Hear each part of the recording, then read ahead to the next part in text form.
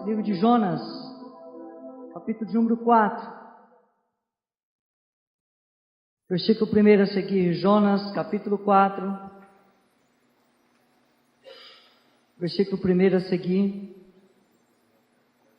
Um dos profetas menores.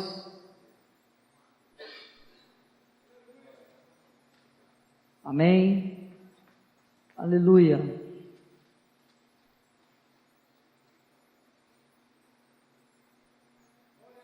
Todos encontraram? Amém? Diz assim: Jonas, porém, ficou profundamente descontente com isso e enfureceu-se. Ele orou ao Senhor: Senhor, não foi isso que eu disse quando ainda estava em casa? Foi por isso que me apresentei em fugir para Tarsis. Eu sabia que tu és Deus misericordioso e compassivo, muito paciente, cheio de amor, e que prometes castigar, mas depois te arrependes.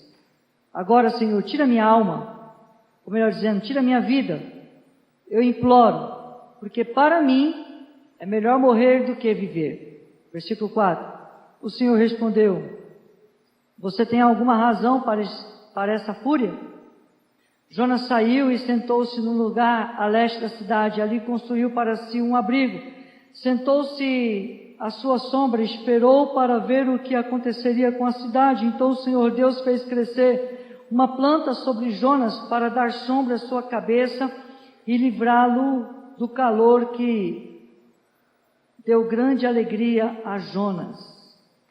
Mas na madrugada do dia seguinte, Deus mandou uma lagarta atacar a planta e ela secou. Ao nascer do sol, Deus trouxe um vento oriental muito quente e o sol bateu na cabeça de Jonas ao ponto de ele quase desmaiar. Com isso, ele desejou morrer e disse: para mim seria melhor morrer do que viver. Mas Deus disse a Jonas: você tem alguma razão para estar tão furioso por causa da planta? Respondeu ele: sim, tenho, e estou furioso ao ponto de querer morrer. Mas o Senhor lhe disse: você tem pena dessa planta, embora não a tenha podado e nem a tenha feito crescer. Ela nasceu numa noite e numa noite morreu.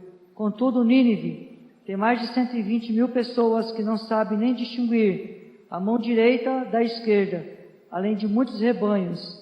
Não deveria eu ter pena dessa grande cidade? Tome o teu assento adorando ao Senhor.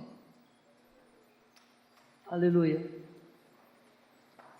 Esse texto, essa história desse profeta, conhecido como um dos profetas do Antigo Testamento, um dos profetas menores, ela é uma história que é importante para nós, de vez em quando, olharmos para o contexto desse livro e aplicarmos às nossas vidas algumas verdades que às vezes nós ficamos desligados delas.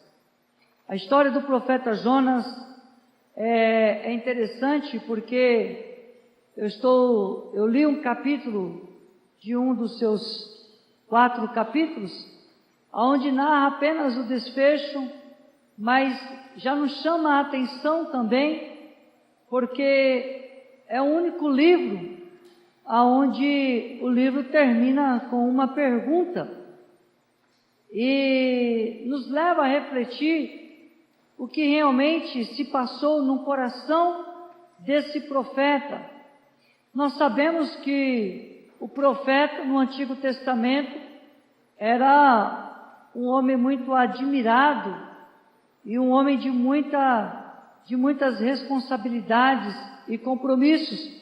E eu quero pensar um pouco sobre esse livro e com você nessa noite.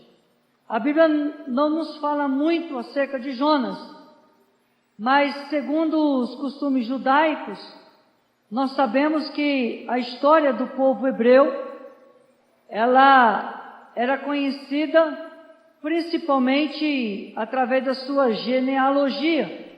Nós vamos olhar para o livro de Jonas e vamos ver logo no capítulo 1 entendendo um pouco quem era Jonas. E eu quero pensar um pouco com você, nesses tempos que me resta, para poder levá-lo a refletir sobre o direcionamento de Deus. O que leva um homem como esse, um profeta, a usar duas expressões muito fortes, a ponto de dizer que para mim seria melhor morrer do que viver. Eu entendo que muitas das vezes quando a pessoa pensa assim, é porque ela está talvez passando um momento muito difícil na sua vida. Alguns não conseguem ter um equilíbrio que é necessário e às vezes acabam até mesmo tirando a sua própria vida. E Jonas tem consciência disso, mas por duas vezes Jonas, ele usa essa expressão que ele não aguenta mais e ele quer morrer. Então vamos conhecer um pouco da história deste homem e entendermos o que o levou a se desesperar e tomar essa atitude. A Bíblia começa a dizer já no capítulo 1 que a palavra do Senhor, ela veio a Jonas, e a Bíblia diz que ele era filho de Amitai. Amitai, Jonas é filho de Amitai, e Amitai ele foi profeta no reinado de Israel com o rei Jeroboão II. E o seu pai, ele foi profeta durante esse reino por praticamente quase 3 décadas, praticamente 30 anos. E a Síria, Nínive, capital da Síria, essa nação, ela foi um inimigo muito terrível contra o povo de Israel. E essa nação, durante o reinado de Jeroboão, a história nos diz que ela se levantou fortemente contra o reinado de Israel. Durante praticamente 3 décadas, a história nos diz que a Síria, os assírios, eles se organizaram, se armaram e eles fecharam um cerco contra o povo de Israel por um período de 14 vezes. Ou seja, por 14 vezes durante 30 anos, essa nação, ela se preparou, cercou o reinado de Israel e por algumas vezes tiveram muitos confrontos. Então eu quero levá-lo um pouco nessa noite a entender o contexto do que faz um homem, um profeta de Deus, quando recebe uma ordenança de Deus para ir à cidade de Nínive, e ele tem que ir para essa cidade e pregar a palavra de Deus, o amor de Deus para aquele povo. Por quê? Porque Deus havia dado uma sentença para aquele povo, e agora Jonas, ele tem a responsabilidade e o compromisso, então, de levar a palavra do Senhor. Mas esse contexto, essa atitude, por quê? Porque Jonas, ele cresce em um cenário, irmãos, em um ambiente.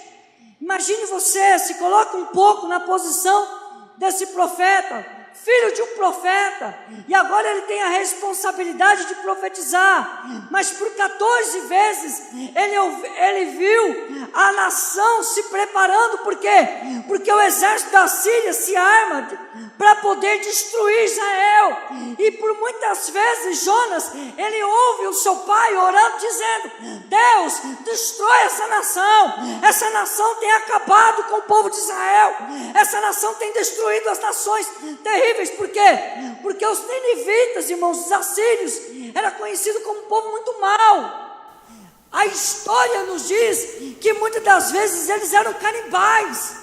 Eles tinham uma postura, quando eles conquistavam uma nação, ele pegava ali do corpo daquelas pessoas e eles comiam. As mulheres estavam grávidas. A história nos diz que eles acendiam uma fogueira, rasgavam o ventre das mulheres, tiravam o feto das crianças e jogavam na fogueira. Eles eram terríveis. Eram pessoas que comiam de carne humana. Para quê? Para mostrar a sua força quando eles iam combater um outro povo, uma outra nação. E é nesse contexto agora que Jonas cresce, e ele ouve por muitas das vezes o seu pai orando: Senhor, destrói esse povo, acaba com esse povo, como o Senhor fez. Por que não, talvez, não orar como ele ele ter dito, como o Senhor fez no Egito? O Senhor acabou com o exército do Egito, o Senhor acabou com o exército de Faraó, o Senhor destruiu tudo. Então eu imagino um contexto, e a história nos leva a pensar assim. Por quê? Porque o seu pai orava, por muitas vezes, quando o cerco fechava contra Israel, o seu pai teve que pegar Jonas, ainda menino, e se retirarem para lugares. Por quê? Porque a Síria estava querendo conquistar o povo de Israel. E agora Jonas recebe uma mensagem de Deus, que ele tem que pregar para aquele povo, ele tem que levar o amor de Deus, porque senão Deus vai destruir. Jonas olha e fala: eu não vou. E aqui agora Jonas foge para Tarso. E agora, quando eles estão fugindo para Tarso, eles estão, Jonas tem apenas um pensamento na sua mente: eu não quero pregar, eu não vou pregar.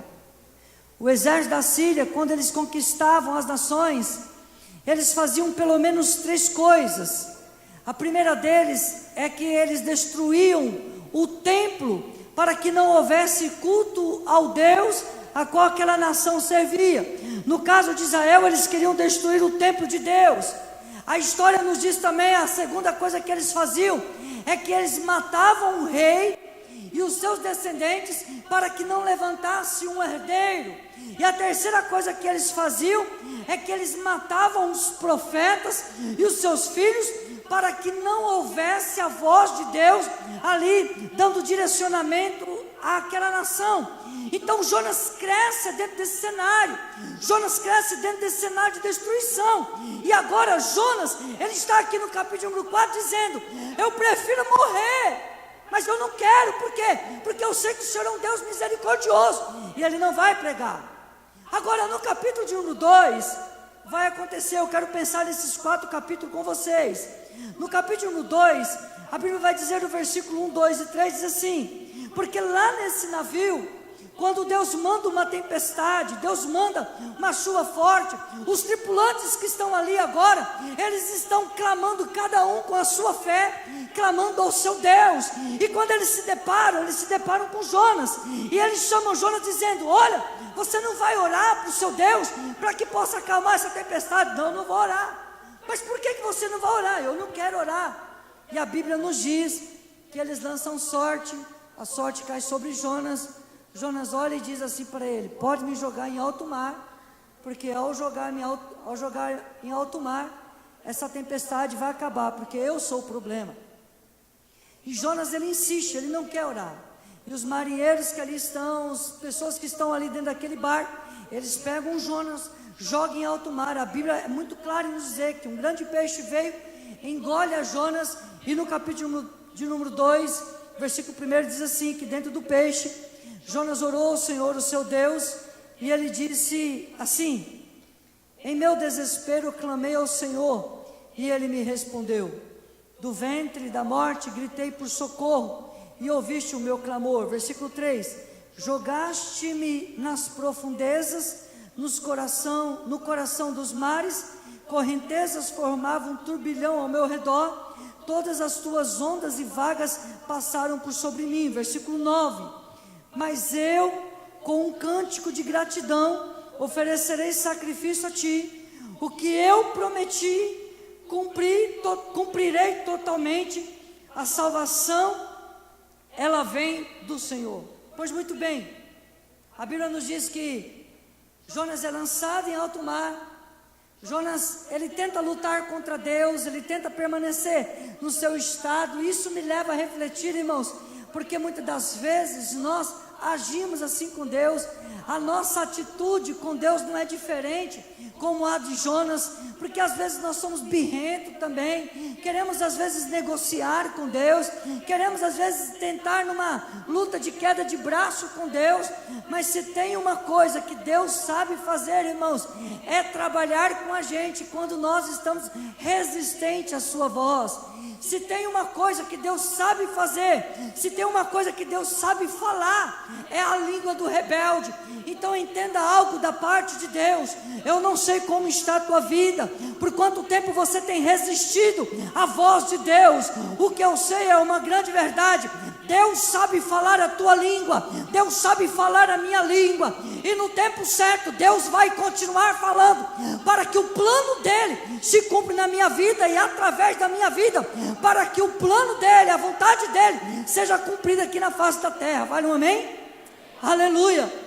E aqui Jonas vai, a Bíblia diz que um grande peixe vai, engole Jonas. Jonas fica por 3 dias ali, 3 noites. Não quero entrar nesses méritos, mas o texto que nós lemos agora no capítulo 2, a Bíblia diz que no ventre do peixe, lá nas profundezas do mar, a Bíblia diz que Jonas começa, ele diz que em meu desespero clamei ao Senhor e ele me respondeu.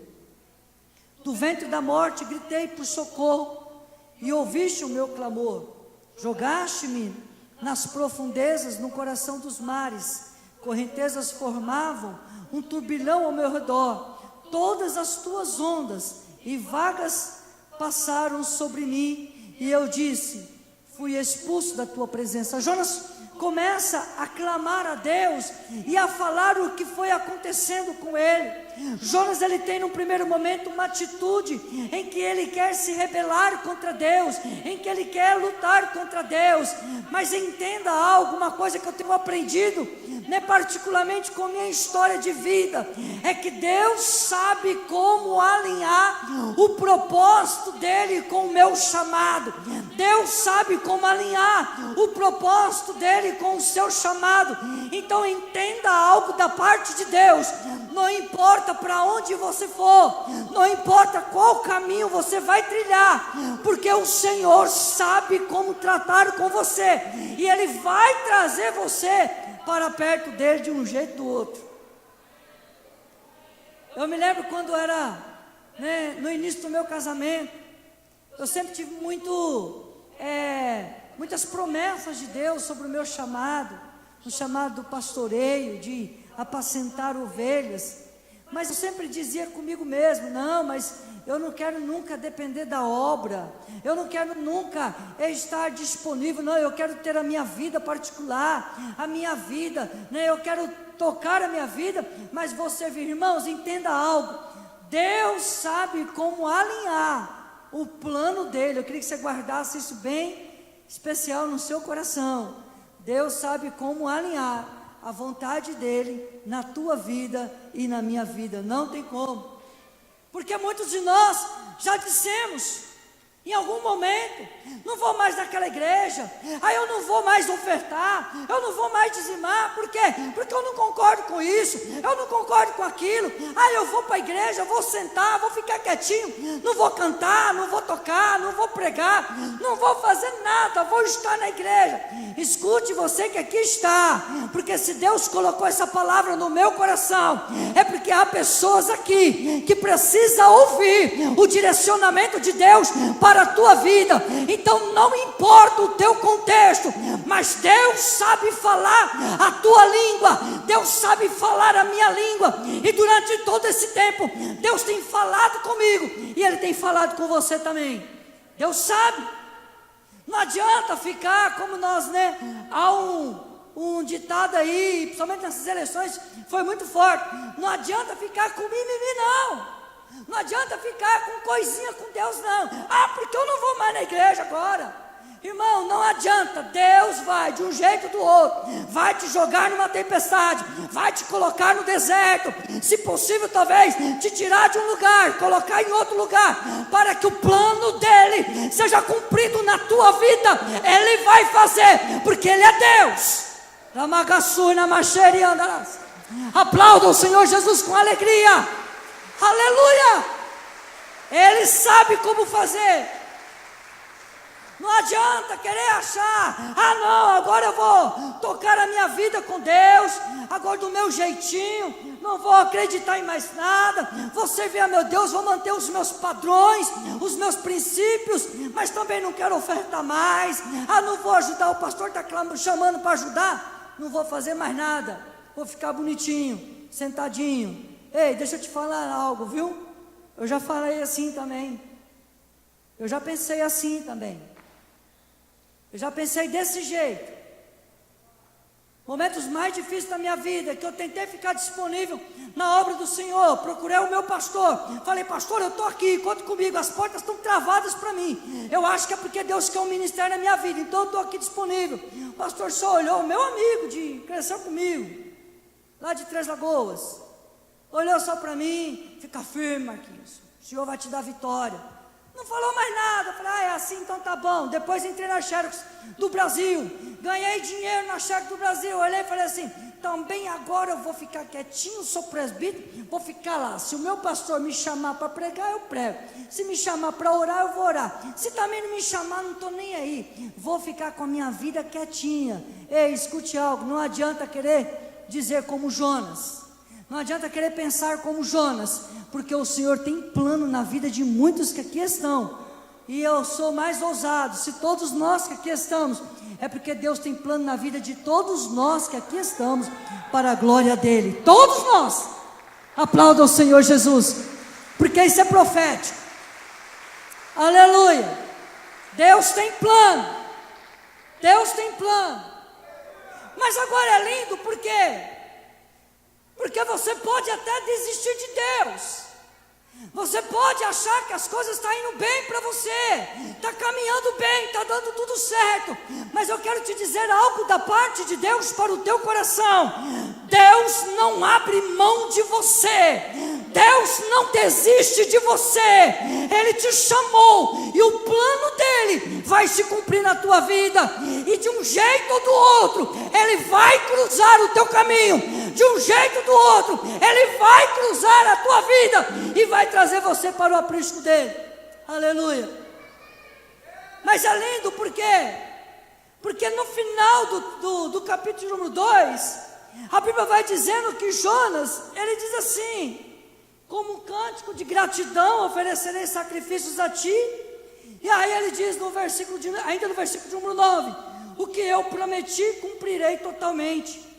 Ei, escute algo, irmãos, se você ler os 4 capítulos de Jonas, você não vai ver em momento algum Jonas prometendo alguma coisa, porque Jonas não promete nada, nos 4 capítulos que aqui estão, dessa história, mas sabe o que eu olho para a história, o que Jonas está trazendo aqui, como premissa na sua vida, como excelência, entenda algo da parte de Deus, Jonas prometeu o que todo profeta prometia, quando ia derramar sobre a sua cabeça, o óleo da unção do profeta, quando era derramado o óleo sobre a cabeça dele como profeta, todo profeta prometia pelo menos 2 verdades, ele tinha pelo menos dois compromissos, o primeiro dele, onde o Senhor enviar, ele assumiu um compromisso que ele iria, esse era o primeiro compromisso que o profeta assumia.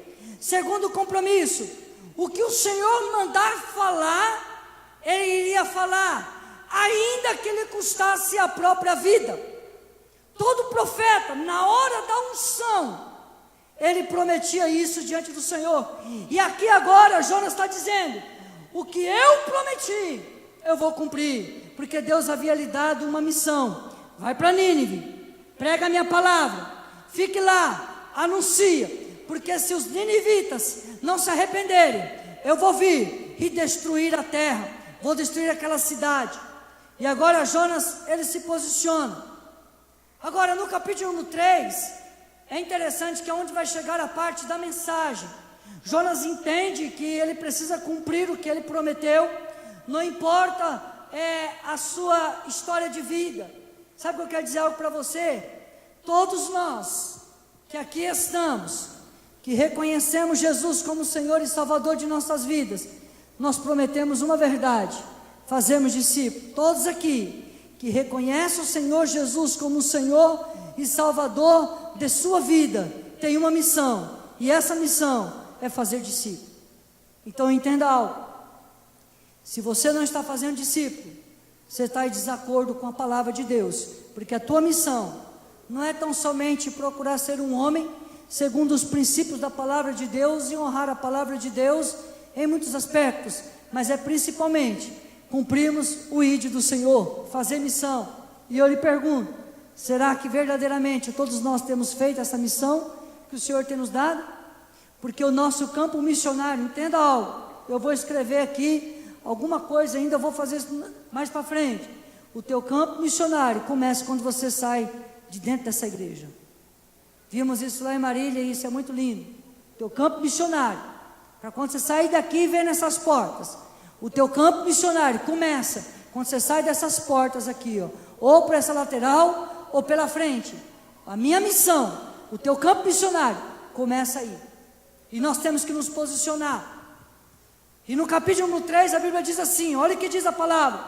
A palavra do Senhor veio a Jonas pela segunda vez com esta ordem: vá à grande cidade de Nínive e pregue contra ela a mensagem que eu lhe darei.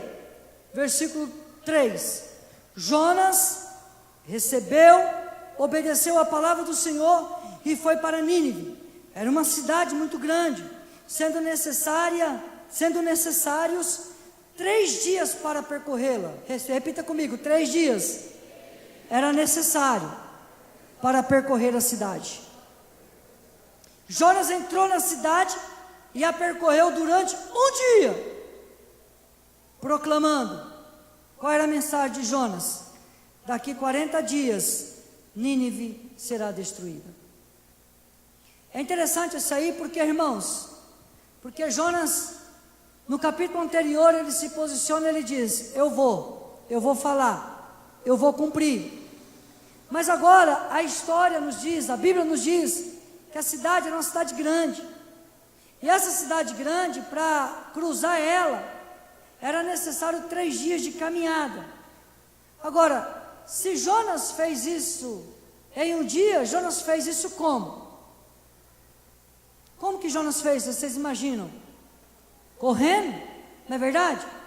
Eu acredito que Jonas tinha um preparo físico muito bom. Porque se a cidade, a Bíblia nos diz que era 3 dias para percorrer a cidade, agora Jonas faz em um dia. Agora, se Jonas, ele tem que percorrer a cidade, pregando a palavra, quantos dias vocês acham que ele levaria para poder pregar a palavra? Outro dia eu fui ali ao banco Bradesco, que tinha um grupo de pessoas ali, de irmãos, na verdade não consegui identificar de alguma igreja, eu estava muito apressado, eu tinha alguns compromissos, entrei rápido, mas tinha um irmão pregando a palavra lá, com a Bíblia na mão, pregando a palavra, uns outros ali intercedendo, com o folheto na mão, os outros do outro lado, tal, pregando. Agora você imagina Jonas tendo que passar pela cidade, pregando a palavra de Deus. Quantos dias? Eu creio que pelo menos uns 25 a 30 dias Jonas levaria. Mas Jonas, ele passa por um dia apenas, e ele passa correndo. E diz alguns historiadores, gente séria, que acredita que Jonas ainda, ele pregou na cidade de Nínive com essa mensagem, dizendo que daqui a 40 dias Nínive será destruída. Alguns historiadores, gente séria, fala que Jonas passou pregando em aramaico para que o povo não entendesse ainda a mensagem. E quando eu penso nisso, irmãos, eu olho para nós, eu vejo que muitas vezes nós não somos diferentes de Jonas, porque nós falamos de amor, nós falamos que Deus é amor, mas quando cabe a nós amar, principalmente aqueles que nos feriram, nós não queremos saber de amá-los, porque aqui Jonas está pregando para um povo, em que Jonas viu esse povo muitas das vezes matarem também pessoas do seu povo, onde Jonas talvez teve que ficar escondido, com medo, sabendo o que vai acontecer. Será que Nínive vai dominar Israel e vai nos matar? Por quê? Porque o templo seria destruído, o rei seria morto e sua geração, o seu pai seria morto também, e ele também seria morto. Então imagina, essa criança, como ela cresce, com muitos medos, muitos temores no seu coração. Agora ele vai, e ele tem que pregar para esse povo, dizendo, olha, se vocês não se arrependerem, daqui a 40 dias, a justiça de Deus virá sobre essa cidade. Arrependam-se, se voltem para Deus. Jonas não quer pregar essa mensagem. Jonas não quer entregar essa mensagem, mas escute algo da parte de Deus.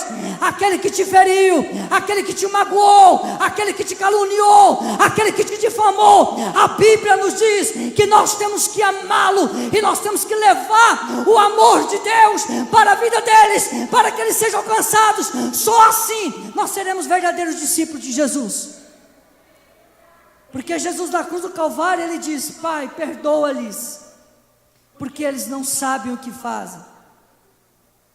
O que Jonas está querendo dizer é que ele assume o compromisso: eu vou para Nínive. O senhor quer que eu vá? Eu vou. O senhor quer que eu prego? Eu prego. Mas tem um detalhe: é do meu jeito, não é do seu jeito não. É do meu jeito. É para pregar essa mensagem que daqui 40 dias, arrependam-se que daqui 40 dias Nínive será destruída. Eu vou. E Jonas fez isso muito rápido. Entenda algo, meu irmão. Jonas estava no lugar certo, pregando a mensagem certa, mas com a motivação errada, de forma errada. Isso tem me levado a pensar bastante sobre o meu dia a dia. Como é que eu estou? Às vezes nós estamos dizendo: é para ser crente, eu vou ser. É para ir para a igreja, eu vou para a igreja. É para fazer parte de um pequeno grupo, eu vou fazer parte de um pequeno grupo. Mas eu vou fazer do meu jeito. Eu vou fazer do meu jeito. Deus está te dizendo. Deus sabe usar a estratégia certa para a tua vida, para alinhar o plano dele ao seu coração. Jonas tinha uma mensagem certa, mas o seu coração doente não deixa ele viver o que prega. Eu tenho assumido uma postura nesse altar, e todos que me conhecem sabem disso. Eu tenho dito algo: eu não quero jamais estar pregando algo no altar daquilo que eu não estou vivendo. Entenda algo: não é porque eu sou pastor, não, é porque eu sigo a Jesus, eu sou a imagem e semelhança de Deus, eu sou filho de Deus. O Senhor me chamou para um propósito. Então entenda algo: você pode estar no caminho, mas o teu coração talvez está com a motivação errada. Você pode estar servindo ao Senhor Jesus, mas aquilo que te motiva, aquilo que está te trazendo para a igreja, pode ser a motivação errada. Aquilo que talvez está te motivando para orar, pode ser a motivação errada. Então entenda o plano de Deus urgente na tua vida, porque para Deus não importa. Na verdade, o importante não é fazer, mas para Deus o que importa é como eu estou fazendo. Porque Jonas pregou a mensagem, sim. Jonas anunciou a mensagem, sim. A mensagem certa, sim. Por quê? Porque se o povo não se arrepende, Deus iria destruir a cidade, mas ele faz de forma errada.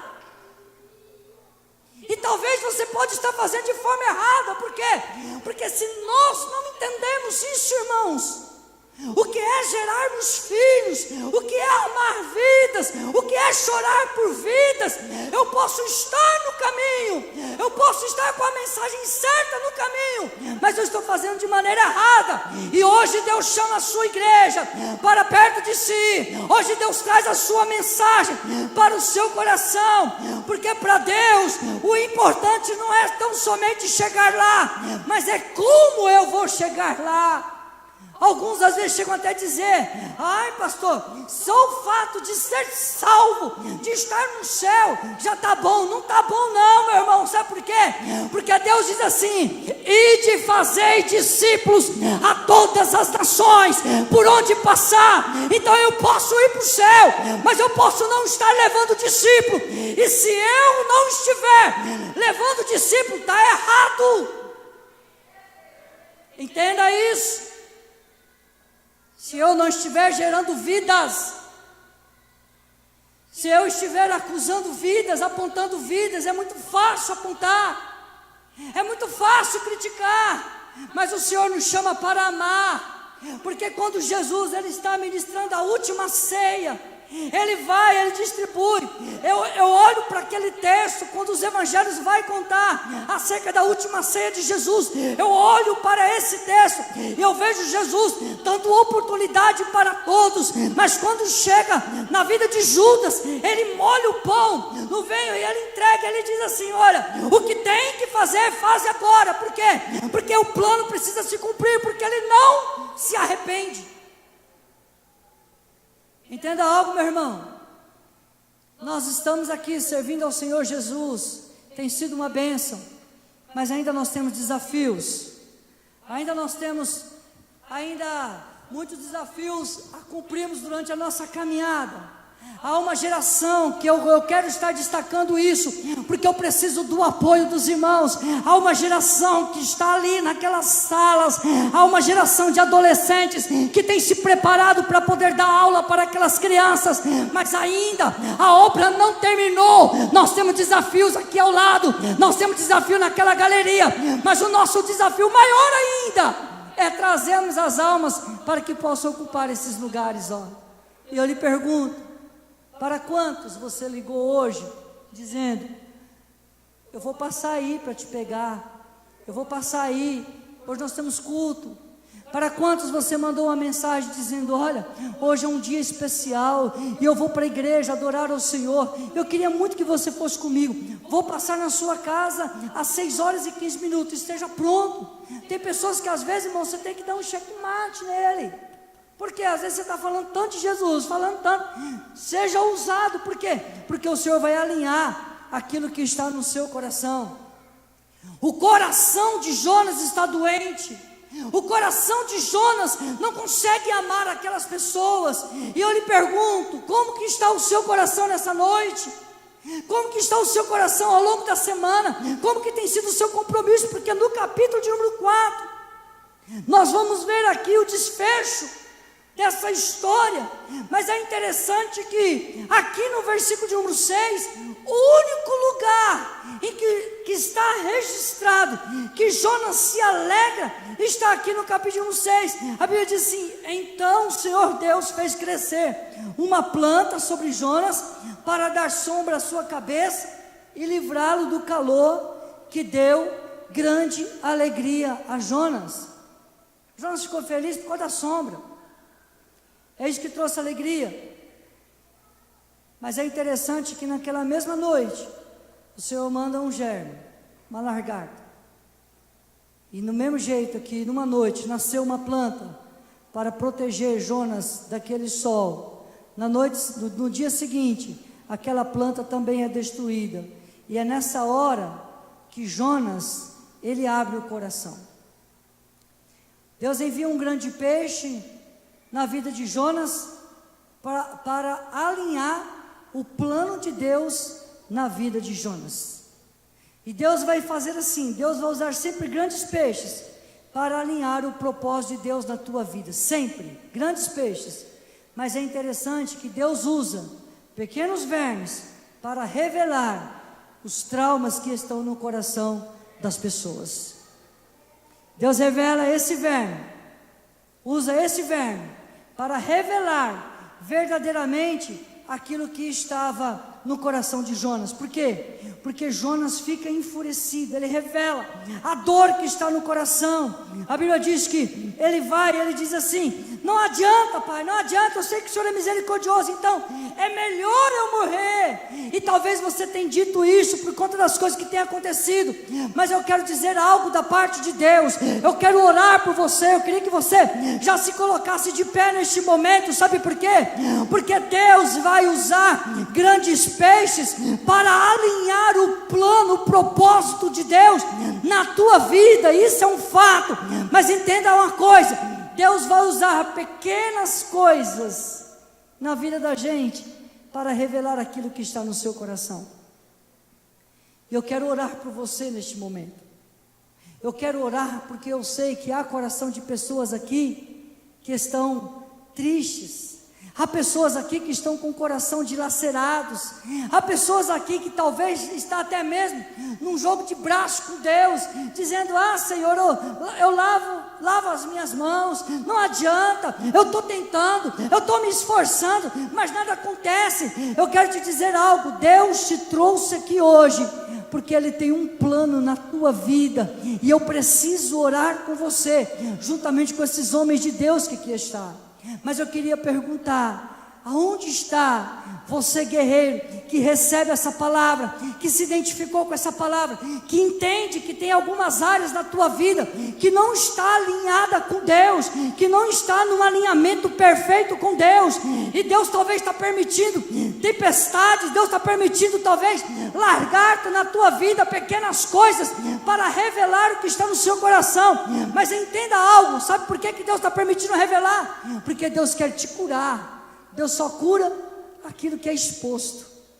Deus só vai revelar aquilo que está, só vai curar aquilo que está exposto.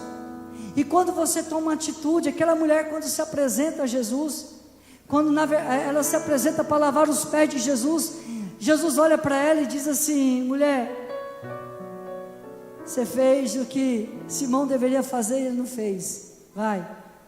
A outra pecadora que trouxeram, que foi encontrada em adultério, trouxeram ela, queriam apedrejá-la, e quando trouxeram, Jesus está escrevendo na areia da praia, e quando Jesus vai falando assim: aquele que não tiver pecado, que atire a primeira pedra. Eu penso, porque há uma linha de teólogos que acreditam que o que Jesus escreve naquelas praias eram os pecados das pessoas. Alguns teólogos defendem isso, mas isso não importa. O que importa é que Jesus disse: aquele que não tiver pecado, que atire a primeira pedra. Um por um daqueles homens foram deixando as suas pedras, virando as costas e foram embora. Só que aí quando Jesus olha para ela, a mulher olha para Jesus e falou: Senhor, só ficou o Senhor. O Senhor pode pegar essas pedras e acabar comigo. Ela estava revelando o que estava no coração dela. Jesus olhou para ela e disse assim: vai e não peques mais. Eu quero dizer algo. Se você está aqui nessa noite e ouviu essa palavra, eu queria te desafiar em nome de Jesus. Não endureça.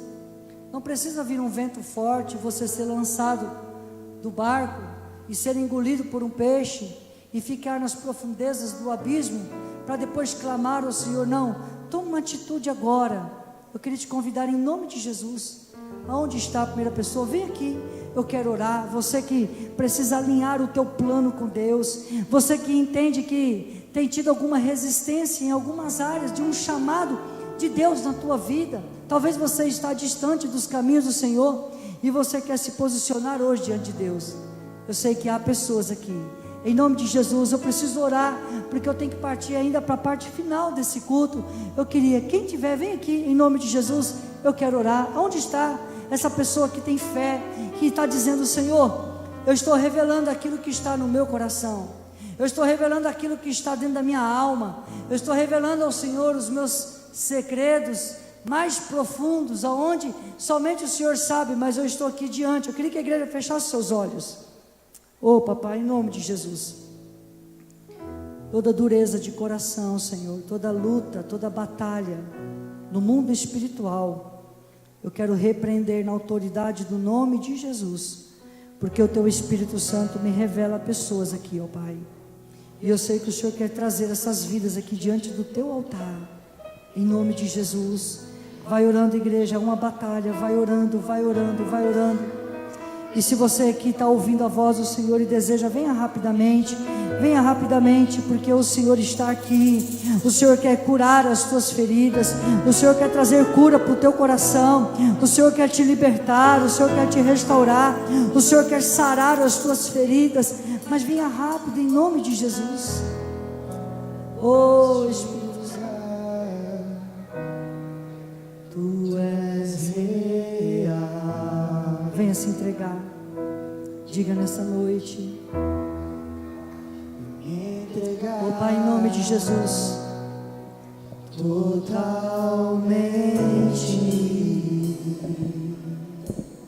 Abassore camas. Oh papai, teu toque abriu oh, os papai. olhos do meu coração. Vai orando, tem mais gente, eu sei que tem. O Senhor tem um plano contigo. O Senhor tem um plano contigo. Não resista, não resista. E entender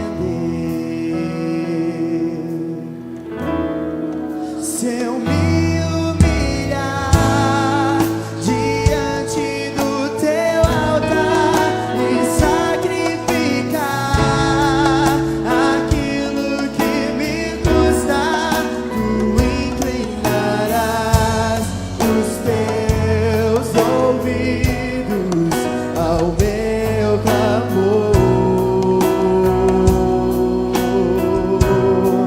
Mais vale um dia no centro do teu querer que toda a vida sem jamais te conhecer. Tu és minha fonte, minha colheita, minha herança.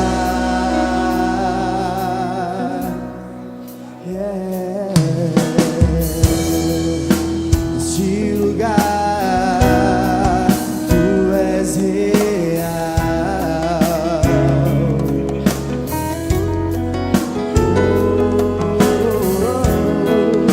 Vou me entregar totalmente.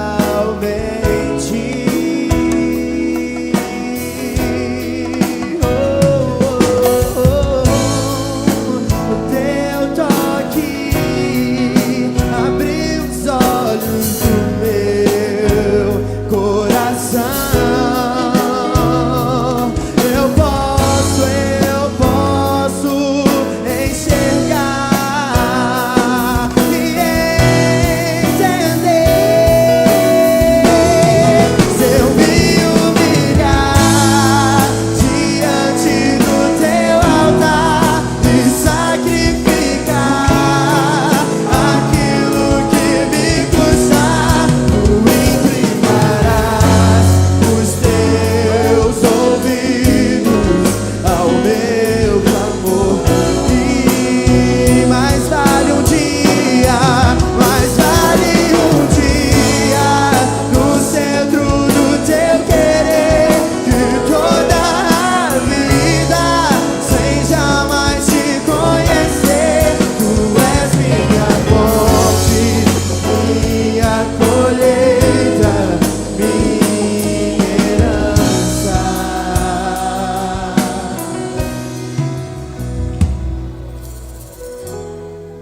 Pai, obrigado, Senhor, pelo milagre que o Senhor fez aqui hoje.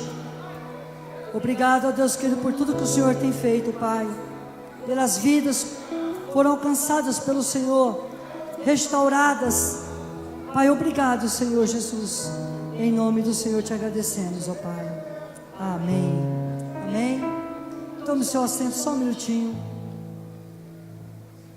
Bom, Deus fez coisas lindas aqui hoje, viu? Aleluia.